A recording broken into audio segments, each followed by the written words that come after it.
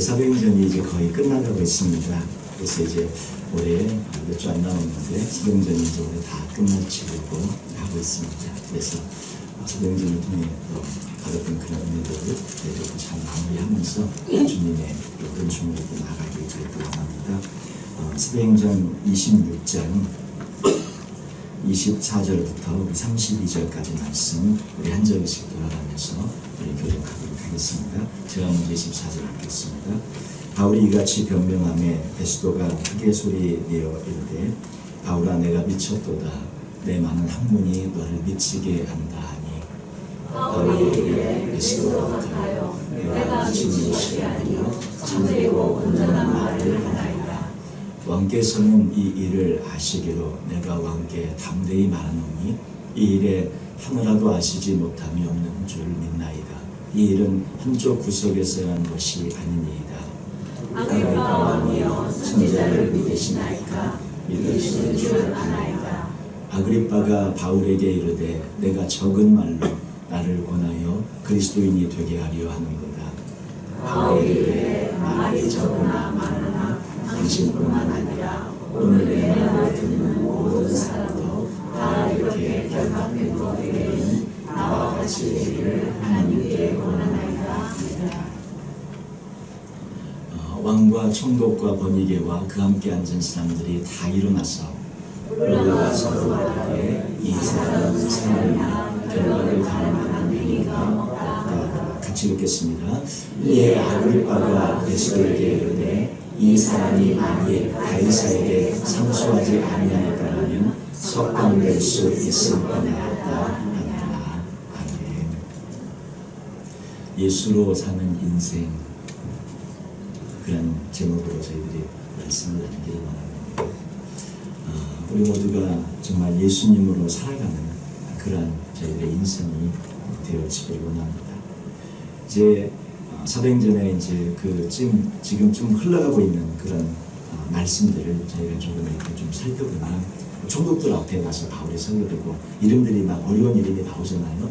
벨릭스도 나오고 베스도도 나오고 여러 이름들이 나오는데 바울을 2년간 가이사라에 구류하고 억류했던 총독의 이름이 벨릭스라는 총독이었습니다. 그 벨릭스 로마 총독이 이제 물러나게 되어지고 그 후임으로 온 총독이 베스도라는 그런 총독이었습니다. 신임 총독 이제 베스도가 가이사라에 부임해서 올라왔는데 저기 베스도가 부임한 지 3일 후에 가이사라에서 예루살렘으로 올라갔다 이렇게 말하고 있는 것은 베스도가 지금 머물고 있는 장소는 가이사라라는 그런 지역이었어요. 그러니까 예루살렘으로 올라갔던 건 뭐냐면 이제 예루살렘에는 이스라엘 백성들이 제사도 많이 지내고 그 양도 잡고 소도 잡고 또 매일 그러니까 또 피비린내도 많이 있고 거기 막 태우니까 공기도 그렇고 뭐 끄스런 냄새라든지 여러 가지 재가 날리고 그러니까 로마 총독이 거기 갔고 예루살렘에서 사실 다스려야 되는데 거기 있기가 되게 힘들고 불편한 거예요. 냄새도 막 나고 막 동물 죽는 데가 너무 나고 그러니까 다스리기만 하면 되니까 가이사라라는 지역으로 좀 떠나가갖고 거기에 총독 관저를 세우고 이스라엘을 거기서 다스렸습니다. 근데 이제 예루살렘에 이제 유대인들과 이런 지도자를 했으니까 지금 예루살렘에 가서 이제 거기 가서 한번 둘러보는 거죠. 근데 이제 예루살렘에서 머무르긴 로마 사람들이 힘들었던 거예요. 뭐 군인들이 명령하면 그냥 주둔해야 되니까 있었지만 이렇게 다스리는 그런 사람의 입장에서는 거기보다 더 공기 좋고 편하고 이렇게 좀 구경할 수 있는 이런 장소에 지금 총독 관저를 세우고 가이사라라는 곳에 있었기 때문에 지금 가이사라에 머물게 되어지고 부임을 그곳으로 지금 하게 되어졌던 것입니다. 그리고 3일 후에 이제 예루살렘으로 올라가게 된 거죠. 그 가이사라에 있던 이제 그 바울을 예루살렘으로 이제 후송 이제 이스라엘 그 유독자들이 지금 어떻게 이제 새로 총독이 왔어요. 새로 총독이 오니까 바울을 죽이고자 하는 그런 이스라엘 유독자들의 그런 음모가 사라진 것은 아니었어요. 계속 그것이 진행되고 있었는데 새로 총독이 바뀌니까 그 총독이 인지하지 못하는 사이에 바울을 어떻게든지 죽여야겠다 이런 음모를 꾸미면서 총독에게 이야기를 하는 것입니다. 그래서 바울을 예루살렘에 데리고 가서 신문을 하자고 이렇게 이야기를 합니다. 여기 보면 대제사장들 예루살렘에 이제 총독 베스도 올라갔잖아요. 거기서 사람들을 만난 거예요. 지금 바울은 어디 있냐면 가이사라에 있어요. 가이사랴의 총독 관저 그쪽에 억류되어 있는데 예루살렘으로 이제 베스도가 총독이 돼가지고 예루살렘을 둘러보러 올라갔더니 거기 이제 예루살렘에서 2절에 대제사장들과 유대인 중 높은 사람들 만나죠. 만나서 이제 총독님이 새로 오셨으니까 부임 인사하고 사람들 만나고 사람들이 이제 총독이 잘 보이려고 애도 쓰고 여러 가지 이제 그런 일정들이 진행되는데 그들이 거기에서 바울을 총독 베스도에게 새로운 총독에게 또 고소를 합니다. 예, 지금 가이사랴에 억류되어 있는 한 사람이 있는데 그 사람은 죽여야 될 사람입니다. 이렇게 또 얘기를 하는 것이죠. 그래서 저 작전을 짜고 있는 이유는 무엇이냐면 3절 말씀 보시면 베스도의 호의로 바울을 예루살렘으로 옮기기를 청하면서 예루살렘으로 올라오는 그 호송 행렬 도중에 매복했다가 바울을 죽이고자 하더라. 그 작전을 짜는 거예요. 베스도는 그걸 모르고 있는 상황이고, 자 이렇게 지금 암살하려고 했습니다. 그런데 베스도는 참 다행인 것이 이 말을 듣지 않고 오히려 그들 보고 너희들이 가이사랴로 내려와라 이렇게 얘기를 합니다. 너희들이 고소할 것이 있으면 대제사장들과 너희들이 가이사랴로 내려와서 거기서 재판을 하자 이렇게 하게 되어지죠. 거기에 오면 너희들이 바울을 고소하고 그렇게 재판을 열어주겠다 이야기를 합니다. 이렇게 이제 총독 베스도의 그런 말 앞에 할 수 없이 그들이 이제 내려오게 되어지고 총독 앞에서 신문이 시작되는데 사실 그들은 2년 동안이나 그 바울이 거기에 머물러 있게 되어졌지만 바울을 고소할 만한 특별한 다른 증거, 아주 확실한 그런 증거를 2년 동안 바울에게는 하나님의 은총의 기간 또 시간이 되어졌지만 그들에게는 2년의 기간을 바울에게 고소하는 바울을 고소한 증거를 댈 수 있는 기간이었는데 2년 동안 증거를 찾을 수도 없었고 댈 수도 없었고 2년 동안 다른 증거가 나오지 않았습니다. 결국 무슨 말입니까? 죄가 없다는 말이죠. 7절의 말씀 보시면 7절 그가 이제 나오며 예루살렘에서 내려온 유대인들이 둘러서서 여러 가지 중대한 사건으로 고발하되 능히 증거를 대지 못한지라. 증거를 댈 수가 없었던 것이죠. 예. 이 신문 후에 총독은 바울에게 예루살렘으로 네가 가고 싶은 예루살렘으로 갈 것을 제의하지만 바울은 거절하고 그 자리에서 황제에게 가이사에게 상소를 하면서 황제에게 재판받는 것을 요구합니다. 11절 12절 말씀 보시면 만일 내가 불의를 행하여 무슨 죽을 죄를 지었으면 죽기를 사양하지 아니할 것이나 만일 이 사람들이 나를 고발하는 것이 다 사실이 아니면 아무도 나를 그들에게 내줄 수 없나이다. 예루살렘으로 나를 끌고 가서 그들에게 내줄 수 없다고 얘기하는 거죠. 내가 이제 가이사께 상소합니다. 바울이 이렇게 얘기를 합니다. 12절 말씀 보시면 베스도가 배석자들과 상의하고 이르되 네가 가이사에게 상소했으니 너 로마 시민권자이기 때문에 네가 가이사에게 황제에게 상소하였으니 가이사에게 갈 것이다. 이렇게 재판의 일단락이 끝나게 되어집니다. 근데 이제 얼마 후에 이제 베스도가 유대 총독으로 부임을 했지 않습니까? 근데 그 주변에 있는 사람들이 이제 인사도 하고 그러는데 그 당시 가이사랴에 살던 유대인의 그 분봉왕이 또 이렇게 총독이 있었고 분봉왕 우리 예수님을 죽이려고 했던 헤롯 대왕이 있었잖아요. 헤롯 대왕이 있었고 그 아들들이 또 유대 지역을 나눠서 다스렸어요. 여기 보면 아그리빠라는 왕이 나오는데 이 아그리빠 왕이 헤롯 대왕의 그런 자녀의 또 자녀로 이렇게 그 지역을 다스렸던 나눠져서 다스렸던 그런 분봉왕 중에 하나였습니다. 근데 이 아그리빠 2세가 이제 총독을 방문하게 됐는데 여기는 아버지 할아버지부터 그 헤롯 대왕부터 이렇게 그 유대 지역에 살았기 때문에 풍속도 알고 율법도 알고 제사지대도 알고 많은 것을 알고 있었어요. 그래서 베스도가 그 아그리빠 왕에게 자문을 구하게 되어집니다. 또 아그리빠 왕은 새로 로마에서 총독이 왔으니까 같이 또 교제차 이렇게 와가지고 이야기를 하게 되어지죠. 그 베스도 총독은 유대인의 왕에게 그 아그리빠 왕 2세에게 바울에 관한 조언을 듣고 싶어서 바울에 관한 그런 신문 과정을 자세히 설명합니다. 이 아그리빠 왕 2세는 유대인의 그런 모든 것들을 잘 알고 있었기 때문에 그가 바울에게 이렇게 물어보고 신문한 동안 베스도는 뭘 할 생각이었냐면 황제에게 고소를 했잖아요. 황제에게 상소를 했는데 아니 뭐 명분이 있어야 될 거 아니에요. 황제가 딱 공문을 받아봤는데 이 사람이 무슨 죄로 이렇게 지금 논란이 계속되고 있고 이러한 죄 때문에 황제에게 상소를 했기 때문에 황제여 이 죄인을 황제에게 보냅니다. 황제의 이러이러한 죄목으로 황제에게 가니 황제가 마지막 판단을 해 주십시오. 이렇게 공문을 써야 되는데 죄목으로 쓸 게 없는 거예요. 바울이 살인을 한 것도 아니고 무슨 폭력 무슨 절도 무슨 뭐 로마에 대해서 반역을 일으킨 것도 아무 황제에게까지 호소해서 죽일 만한 그런 죄목이 없는 거예요. 그러니까 명분이 있어야죠. 황제에게 상소는 올려야 되는데 그러니까 베스도는 베스도대로 굉장히 난감했어요. 그래서 아그리빠 왕하고 바울하고 얘기를 서로 이렇게 하게 하는 동안 어떻게 하면 이 상소를 써야 되나 고민에 빠져 있었던 것입니다. 무슨 써야 될 근거가 있을 거 아닙니까? 황제에게 무슨 장난으로 상소를 쓸 수도 없을 거고. 그러니까 바울이 명확하게 무슨 잘못이 있다는 것을 적어야 되는데 적을 만한 로마법에 의해서 이 사람이 황제에게까지 올라갈 만한 근거가 되는 죄가 아무것도 없었던 거예요. 베스도가 이미 풀어줘야 되고 사실 아그리빠 왕이 풀어줘야 돼. 이는 무지한 자이기 때문에.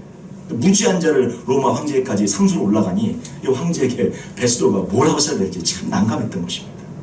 그래야 아그리빠 왕하고 같이 이렇게 모여가지고 그런 지금 물어보면서 다시 이제 바울이 아그리빠 왕 있는 자리에 불려 나옵니다.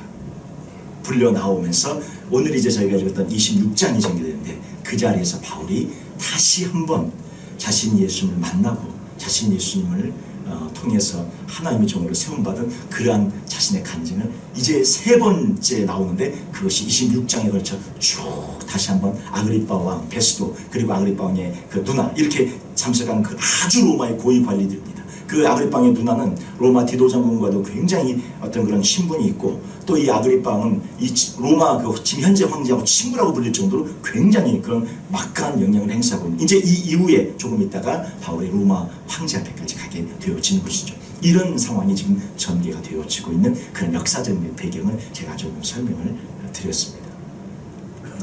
오늘 이 말씀 이제 26장 말씀을 통해 저희들이 먼저 생각해보고 싶은 것은 첫 번째는 주님이 바울을 찾아오셨다는 그런 사실입니다. 다메섹에서 주님이 바울을 찾아오셔서 바울을 만나주시고 바울을 하나님의 사람으로 세워 가시는 거죠. 저희도 보면 바울은 그때 뭐하고 있었냐면 주님의 그 사랑도 십자가의 의미도 그 뜻도 모르고 얼마나 많은 사람들을 죽이는 데 앞장을 섰습니까? 그런데 그 바울을 예수님이 먼저 찾아가시고 그 바울을 예수님께서 먼저 용서하시고 품 안으시는 그런 것을 저희들이 보게 되어집니다. 바울은 전에 말씀드린 것처럼 로마 시민권자였잖아요. 그 당시 이스라엘 백성들이 로마 시민권자를 대하는 것은 매국노와 같이 생각을 했었고 굉장히 그 로마 시민권을 향한 마음이 불편했었습니다. 예수 믿기 전에는 이것이 그렇게 귀하게 쓰이지 않았어요. 오히려 바울은 굉장히 힘들었지만 예수를 믿고 나서는 복음을 전하는 도구가 되어져서 황제 앞에까지 가게 된 도구가 되어지지만 굉장히 불편했고 또 자기 자신의 그런 어떤 신앙과 믿음과 율법에 대한 열심히 하나님을 향한 사랑을 증명하기 위해서라도 오히려 정말로 더 오버해서라도 자기가 더 열심히 믿는다는 것을 보여줄 필요가 있었죠. 그래서 그가 어떻게 합니까? 그리스도인들을 박해하고 잔해하는데 더 심하게 아주 최선두에 서서 모든 정권을 위임받아서 자기가 총대를 메고 그냥 그리스도인을 박해하는데 앞장을 섰던 거예요. 그렇게 해야 자기 자신이 내가 하나님을 사랑하는 것, 내가 로마 시민권자지만 그건 어쩔 수 없이 있었던 거고 내가 하나님을 정말 이렇게 사랑합니다 증명해 보일 수 있었기 때문에 그렇게 최전선에 총대를 메고 섰던 것입니다. 갈라디아서 1장 13절 14절에 있는 말씀 보면 여기 한번 말씀 보실까요? 한번 같이 읽겠습니다. 내가 이전에 유대교에 있을 때 행한 일을 너희가 들었거니와 하나님의 교회를 심히 박해하여 면하고 내가 내 동족 중 여러 연극자보다 유대교를 지나치게 믿어 내 조상의 전통에 대하여 더욱 열심히 있었으나 여기 이렇게 말씀하고 있는 바로 근거가 바로 그것입니다. 어떻게 합니까? 하나님의 교회를 심히 박해하여 멸하였고 자기가 내가 내 동족 중 여러 영갑자보다 유대교를 지나치게 믿었다. 그래서 내 조상의 전통에 대하여 더욱 열심히 있었다. 그렇게 고백을 하고 있는 것이죠. 예수님을 믿는 그리스도인들을 죽이는 것이 핍박하는 것이 하나님의 뜻인 줄로 알고 그리스도 하나님을 잘 섬기는 것인 줄 알고 그렇게 했고 그렇게 해야만 자기 자신을 하나님의 사람으로 또 로마 시민권자라는 것을 이렇게 상쇄시키면서 또 증명하고 사람들에게 이렇게 인정받을 수 있는 그런 기회였기 때문에 그렇게 했던 것입니다. 그런데 그런 바울을 그렇게 죄 짓고 있었던 바울을 하나님께서 예수님께서 찾아오십니다. 우리 26장 13절 14절 말씀 보시면 한번 같이 읽어볼까요? 왕이여 정오가 되어 길에서 보니 하늘로부터 해보다 더 밝은 빛이 나와 내 동행들을 둘러 비추는지라. 우리가 다 땅에 엎드려지매 내가 소리를 들으니 히브리 말로 이르되 사울아 사울아 네가 어찌하여 나를 박해하느냐. 가시채를 뒷발질하기가 내게 고생이 되라. 주님이 사울을 찾아오신 거지 않습니까? 사울아 사울아 네가 어찌하여 나를 박해하느냐.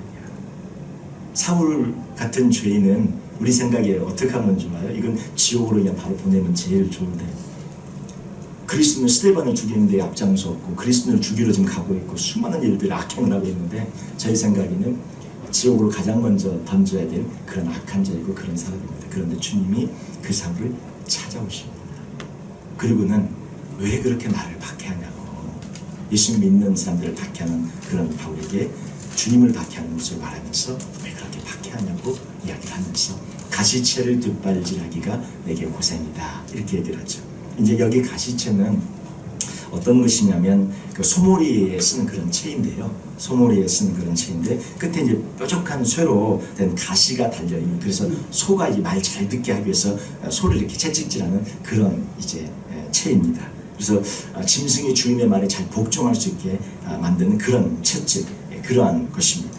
그런데 짐승이 주인의 말을 듣지 않을 때는 더 많은 채찍을 맞을 수밖에 없는 것처럼 바울이 주의 백성들을 핍박하면 핍박할수록, 이 말은 무슨 뜻이냐면 너에게 그게 고생이 된다는 말은 너는 주님의 백성을 핍박하면 핍박할수록 더 많은 고통을 받게 되고 더 많은 후회를 네가 하게 될 것이고 더 많은 인생이 너의 후회와 고통과 좌절과 절망으로 살게 될 것이라는 것입니다. 그런 인생 살지 말고 이제 예수 앞에 돌아와서 예수님 믿고 예수님을 의지하고 십자가의 피로 구원받아 하나님의 자녀로 삶을 살아가라고 주님께서 말씀하고 있는 거예요. 근데 우리도 모르게 이렇게 가시채를 뒷발질하는 이런 삶을 살아가는 경우들이 저희들은 많이 있는 것 같습니다. 물론 바울이 알지 못하고 행한 것이었죠. 하나님을 사랑하는 줄 알고 그것이 하나님을 사랑하는 방법인 줄 알고 그렇게 했기 때문에 물론 궁일하심을 받게 되어지지만, 우리는 하나님의 은혜를 저희들이 은혜로 알아 감사하는 것이 얼마나 귀한 것인지, 또 우리의 어떤 행동들이 하나님의 뜻을 거역하면서 그렇게 나아가는 것이 잘못된 것이라는 것을 다시 한번 저희들이 생각하면서 나아가야 할 터인데, 우리의 삶 가운데 주님을 기쁘시게 하지 않는 그런 모습들이 있다면 저희들이 돌아서서 주님 앞에 나아가기를 원합니다. 하나님의 은혜의 손길은 지금도 저희를 부르고 계십니다. 사울아 사울아 네가 어찌하여 나를 박해하느냐 말씀하시면서 지금 찾아오셔서 우리의 마음 문을 주님께서 두드리고 계신 줄로 믿습니다. 이것이 복음이고 이것이 예수님께서 우리를 먼저 찾아오신 바로 그 사건이 우리에게 구원의 은총과 축복의 그런 사건이 되는 줄로 믿습니다. 지금도 문을 두드리고 계세요. 그 예수님께서 우리의 문을 두드리고 계시는 그 예수님께 우리의 마음을 활짝 열고, 또 예수님의 그 십자가의 그 피와 그 보혈을 저희들이 마음으로 영접하고 받아들여서 저희들이 구원을 받고 또 저희들 안에 생명의 역사가 또 펼쳐지는, 그래서 그 생명으로 살아가고 그 천국으로 살아가는 또 저희 모두가 되어지길 바랍니다.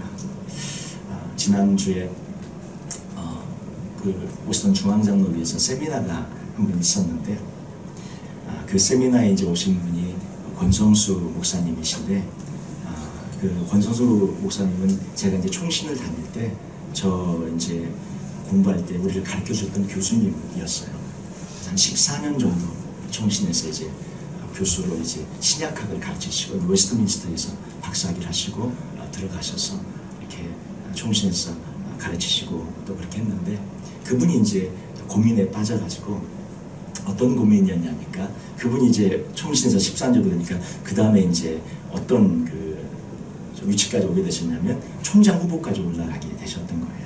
총장 후보까지 올라가게 되셨는데, 그때 마침 그분이 갖고 있었던 그런 깊은 그런 고민 중에 한 가지는 이제 목회로에 또 하나님의 그 부르심이 있어서 그가 갖고 있었던 하나님의 어떤 그런 천국과 생명에 대한 그런 축복된 복음을 신학생들에게 물론 지금까지 많이 가르쳤지만 목회 현장에서 가르친 것을 그렇게 전하는 그런 고민을 깊이 하시는 중에, 하나님께서 총장으로 세우신 것이 아니라 하나님께서 그를 목회 현장으로, 대구에 있는 동신교회 목회 현장으로 하나님께서 그를 부르셨습니다.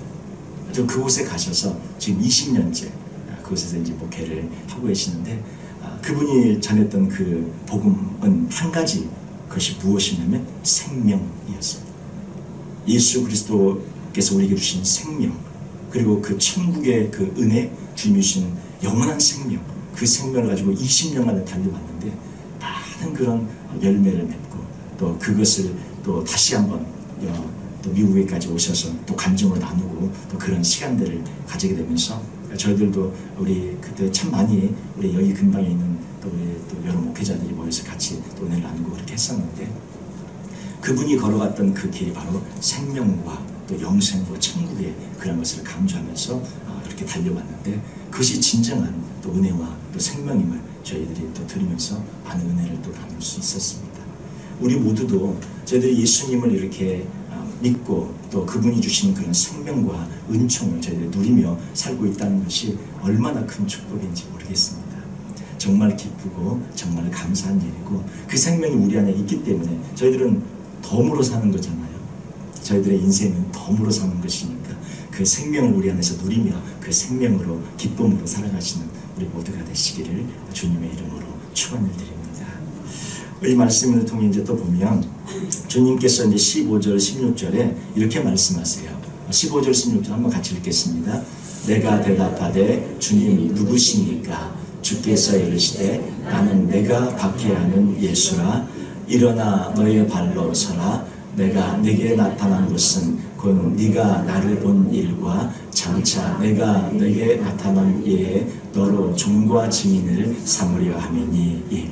여기서 이제 일어나서 너의 발로 서라고 말씀을 하고 있어요. 소명과 사명에 주신 말씀인데, 이 말씀은 에스겔에게 주신 말씀과도 연관된 그런 말씀입니다. 에스겔서 2장 1절부터 3절까지 말씀 보시면, 그가 내게 이르시되 인자야 내 발로 일어서라.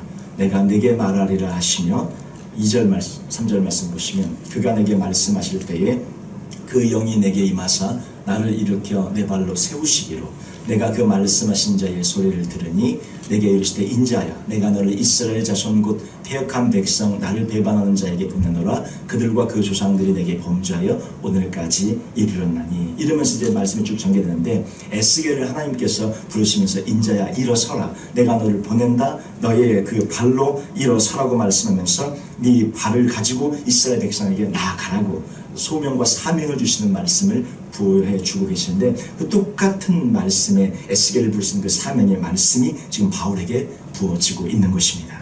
일어나 너의 발로 서라고 말씀합니다. 그 말은 무엇입니까? 이 세상에 나가서 복음을 전하는 그러한 사명이 우리에게 있기 때문에 담대하고 또 이 세상에서 강하게 우리가 우리의 발로 일어서서 그 모든 것과 맞서 싸워 나아가라는 그러한 말씀인 것이죠. 너는 내 종이고 내 증인이기에 내가 너와 함께 할 것이고 너에게 권세를 줄 것이기에 음부의 권세가 이기지 못할 것이기에 내 발로 일어서서 담대히 하나님의 백성을 향해 나아가라고 말씀하고 있는 것입니다. 오늘 주님은 저에게 말합니다. 일어나라고 말씀하고 있고 내 발로 서서 담대히 나아가라고 말씀합니다. 저희들 마태복음 16장 19절에 이런 말씀이 있습니다. 내가 천국 열쇠를 내게 주리니 네가 무엇이든지 땅에서 매면 땅에서 무엇이든지 매면 하늘에서도 매일 것이요 네가 땅에서 무엇이든지 풀면 하늘에서도 풀리리라는 이 말씀이 저에게 주어져 있는데, 이 말씀을 가지고 저희들이 에스겔이나 바울에게만 이 말씀이 사명자로 소명자로에게만 주신 말씀이 아니라 우리 모두에게 지금 주님이 주신 말씀으로 저희들이 받기를 원합니다. 예, 일어서십시오. 그리고 발로 서서 그 발을 가지고 주님 앞에 담대히 저희들이 한 걸음 한 걸음 내디디며 나아가는 저희들이기를 원합니다. 가정에서 일어서시고, 여러 가지 기도 제목들이 가정에 있을 거예요. 여러 가지 많은 어려움들이 있을 수도 있습니다. 삶의 모든 여정 가운데 저희들이 주저앉고 싶은 상황이 있을 수도 있고 여러 가지 힘든 상황이 있을 수도 있습니다. 예수님이 우리를 부르시는 그 부르심, 예수님이 우리에게 주신 생명을 힘입고 주님이 주신 그 기쁨을 힘입고 저희들이 일어나서 우리의 발로 서서 담대히 나아가는 저희들이 되어지기를 원합니다. 우리의 모든 환경을 뛰어넘어 일어서시는 우리 모두가 되시기를 바랍니다. 우리의 환경을 우리가 넘어서십시다. 걱정하지 말고 부딪혀 보시고, 걱정하지 말고 일어서시고, 걱정하지 말고 담대히 나아가는, 그래서 주님이 주시는 말씀처럼 내 발로 서라는 말씀, 일어나라는 말씀, 내 발로 서라는 말씀을 붙잡고 저희들이 우리의 모든 자리에서 일어나는, 그리고 우리의 모든 자리에서 우리의 발로 서고 소망과 용기를 가지고 기쁨으로 나가는 저희 모두가 되시기를 주님의 이름으로 축원을 드립니다.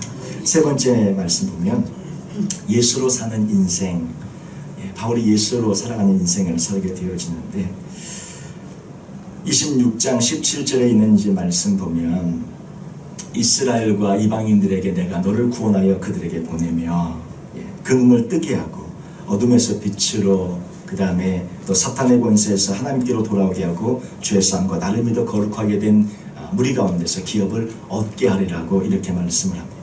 주님께서 우리를 구원하여서 우리에게 보내주시는 거죠. 우리에겐 사명이 있는데 그 사명은 바울에게만 주시는 사명이 아니라 우리 모두에게도 이런 하나님의 은총의 사명이 저희에게 주어져 있는 줄로 믿습니다. 우리 모든 하나님의 사람들의 눈을 뜨게 하고 어둠에서 빛으로 인도하고 또 사탄의 권세에서 하나님께 돌아오게 하고 죄 사함과 예수를 믿어 거룩하게 된 무리가 되게 하고 그들이 기업을 얻을 수 있게, 그 기업을 우리 가운데서 기업을 얻게 하도록 바울을 부르셔서 사명을 주셔서 그 길을 걷게 하시는데, 여기 저희들이 이 말씀을 오늘 한번 저희들이 보면서 기업을 얻는 것, 거룩하게 된 무리 가운데서 기업을 얻는 것을 저희들에게 주님께서 말씀해 주고 계십니다.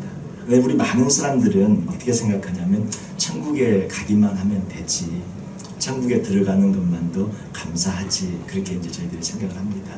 그것도 감사하죠. 천국에 들어가기만 해도 감사하고 천국에 들어가게 해주신 것마다 저희들 고맙고 감사합니다. 그런데 주님께서 원하시는 것은 천국에 들어오는 것만이 아니라 그 천국에서 기업을 얻고 그 천국에서 하나님의 큰 상급과 축복을, 더 큰 그런 하나님의 은혜를 누리기를 원하고 계십니다.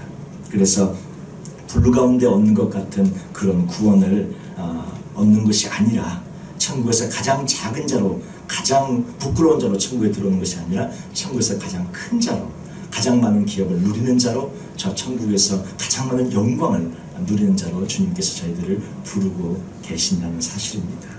그래서 바울은 그 예수님 믿으며 그 예수님을 전하며 그렇게 살게 되어지는데, 예수님께 완전히 바친 그런 삶, 예수님께 완전히 드린 삶, 예수님과 함께하는 삶, 다른 말로는 완전히 예수님께 거의 베스트로 그러잖아요. 네가 예수님께 완전 네가 미쳤다, 이렇게 표현을 하는데 예수님께 미쳐서 살아가는 그런 삶을 바울이 살아가게 되어지는데, 저희도 그렇게 예수님을 사랑하고 믿고 또 헌신하며 충성하며 나가는 저희들의 삶이 또 되어지면 좋겠습니다. 이 말씀 보시면 24절 말씀 보시면 바울이 이제 한번 보실까요? 한번 같이 읽겠습니다. 바울이 이같이 변명하며 베스도가 크게 소리내어 이르되 바울아 네가 미쳤도다, 내 많은 학문이 너를 미치게 한다 하니, 바울이 이르되, 이어서 읽겠습니다. 바울이 이르되 베스도가 가여 내가 미친 것이 아니여 참되고 온전한 말을 하나이다. 베스도는 이 바울의 이 간증과 예수 만난 이야기를 들으면서 미친 것으로 생각했어. 저 미쳤구나. 예수님을 만났다고, 부활하셨다고 얘기했던 그 사람을 다메섹에서 만났다고 얘기를 하지 않나, 그 예수님이 사명을 주었다고 하지 않나, 그 예수님께 받은 사명을 갖고 지금까지 달려왔다고 얘기를 하지 않나.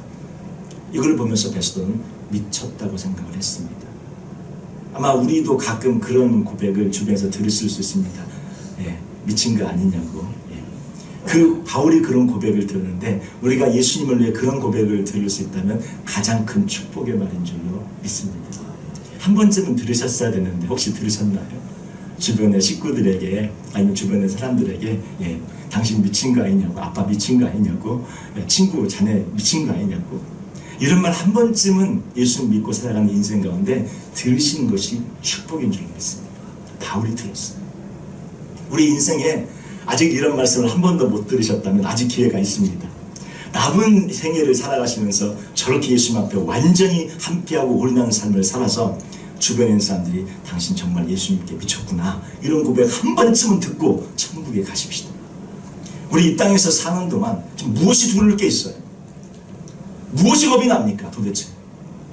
이미 영생이 주어져 있고 생명이 있고 주님이 주신 덤으로 사는 인생인데 무엇이 겁이 나는 거예요? 무엇이 걱정입니까? 우리가 염려하는 그 모든 것 아무것도 아니고 아무 문제도 아닌 것입니다. 예수님이 우리와 함께하고 있고 생명이 우리와 함께하고 있고 그분의 그 피가 우리와 함께하고 있는데 예수님께 한번 저렇게 완전히 주 앞에 드려진 삶을 살아서 주변에서 당신 드디어 미쳤구나, 아빠 드디어 미쳤군요, 엄마 드디어 미쳤군요. 세상에서 그 말은 굉장히 안 좋은 말일런지 모르지만 우리가 예수님을 믿으며 살아가는 저 말은 우리가 이 세상에서 들을 수 있는 가장 축복된 말인 줄로 믿습니다. 한 번쯤은 듣고 가십시다. 천국 가기 전까지. 새로운 비전을 여러분 앞에 드립니다. 주변에 있는 사람들이 여러분 보고 예수 미쳤구나 이 말을 듣는 그 지점까지 저희들 예수님을 위해 살고 예수님을 증거하며 그렇게 살아가는 저희들에게 원합니다.